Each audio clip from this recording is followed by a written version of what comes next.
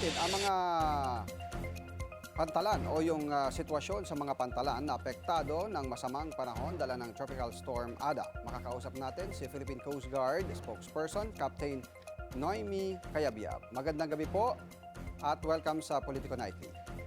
Yes, good evening po, Sir Dexter, at sa lahat po ng sumusubaybay sa inyong programa. As of now, ma'am, may mga sarado pa ring pantalan. Yes, tama po kayo. Currently, we are monitoring 39 ports. And ito po yung mga pantalan na meron po tayong naitala mga stranded na passengers at mga barko. Kasama rin po yung mga nang-take shelter. And as we speak, Sir Dexter, we are monitoring now 7,218 stranded passengers.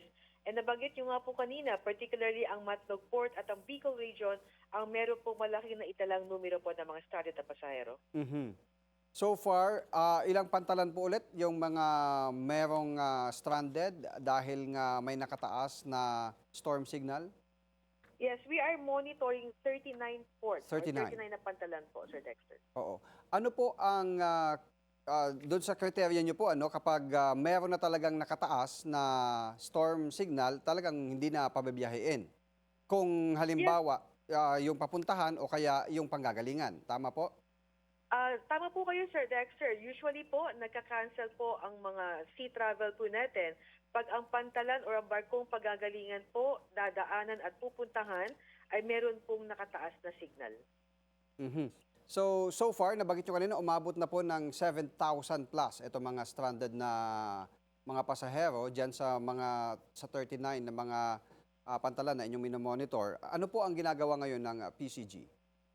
Well, we are in close coordination po with the local government unit. Kasama po ang Philippine Ports Authority and shipping companies. So we are providing po assistance, particularly mga essentials po na kailangan na ating mga stranded na pasahero. Ma'am, may tuloy pa rin po ba ang koordinasyon sa pagitan ng Philippine Coast Guard at ng Land Transportation Office para kapag mayroon na mga itataas na storm warning signal doon sa lugar, pwede nang maabisuhan yung mga bus na pabiyahe papunta doon sa isang port na dadaan doon? Usually po, kung ito po ay mga rolling cargoes, yung mga RORO po, usually ang ating po mga bus ay meron pong coordination with the shipping companies na sasakyan po ng etong mga rolling cargoes po. So, ibig sabihin sa marina, yung coordination dapat? Shipping companies po yan in particular. Oo. So, ito ay gumagana pa naman? Yes, opo. Yung But coordination, na-mention yes. ko nga po kanina, we are monitoring 39 ports. And banggitin ko lang din po, Sir Dexter, aside doon sa pasahero na minomonitor po natin, meron din po tayo mga stranded na mga rolling cargoes. Total of 2,661. So ito po yung mga RORO vessels po natin na nagsasakay po ng mga buses sa loob po ng kanilang mga barko. Okay. May mga incident na po ba ng naitala or na-monitor ang Coast Guard, mga maritime incident kaugnay ng masamang panahon? As we speak, Sir Dexter, wala po tayong namomonitor, no? At wala po na i-report sa atin. At ang direktiba naman po ng aming komandante na si Admiral Ronnie Hilgavan, hanggang sa umalis po itong si Bagyong Ada sa ating area of responsibility, ay naway mag-zero maritime incidents po tayo.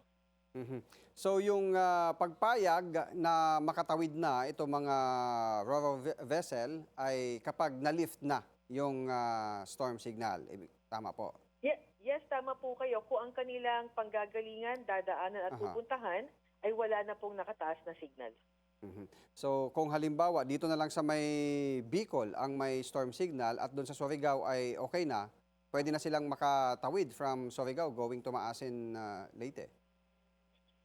Basta wala na pong Walang signal, Sir. Dahil sa halimbawa po, kung ang manggagaling po ng Batangas, kung walang nakataas na signal sa Batangas, pero ang pupuntahan po ng barko, for example, ay Bicol, na meron pong nakataas na signal, definitely po, suspended rin po yung barko na manggagaling po ng Batangas, for example. So, ibig sabihin po ng Sir Dexter, panggagalingan, dadaanan at pupuntahan po ng barko ay dapat wala pong nakataas na signal. Well said. Maraming salamat po, Captain Noemi Cayabyab, ang tagapagsalita po ng Philippine Coast Guard. Maraming salamat at magandang gabi. Thank you po and good evening po.